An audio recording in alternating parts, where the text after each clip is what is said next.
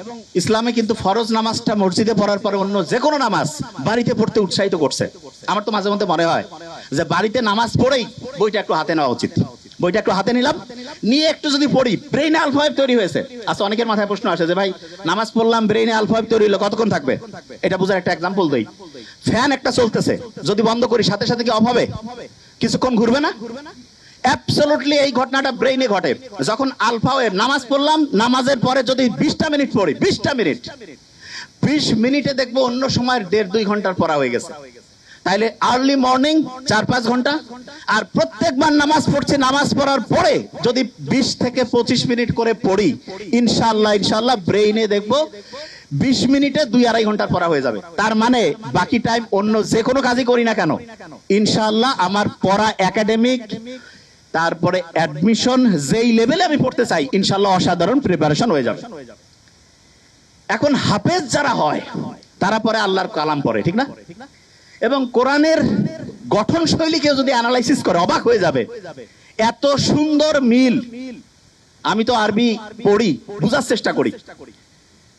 কেউ যদি সূরা নাসটা পড়ে, নিশ্চয়ই মনে মনে একটু আমরা যদি পড়ি, হ্যাঁ, কুল আউযু বিরাব্বিন নাস, মালিকিন নাস, সবগুলোর মধ্যে একটা কি অসাধারণ ছন্দ আল্লাহ দিয়ে রাখছেন। এবং এই ছন্দটা এমন যেটা ব্রেইনটাকে, তরঙ্গগুলোকে হচ্ছে কুল ডাউন করে আলফা ওয়েভে আনতে হেল্প করে। তার মানে নামাজের টাইম নাই, মন চাচ্ছে যে আমি একটু পড়া আমার আলফা ওয়েভে পড়বো, কোরআনটা বের করে সূরা ফাতিহাটা একটু পড়ি, আর কিছু করা লাগবে না।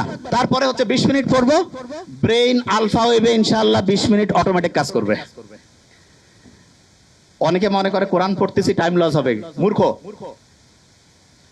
ব্রেইনে আলফা ওয়েভ থাকলে যাই করব 20 মিনিটে তো 1.5-2 ঘন্টা। কেউ পারবে আমার সাথে? কেউ পারবে? প্রশ্নই আসে না।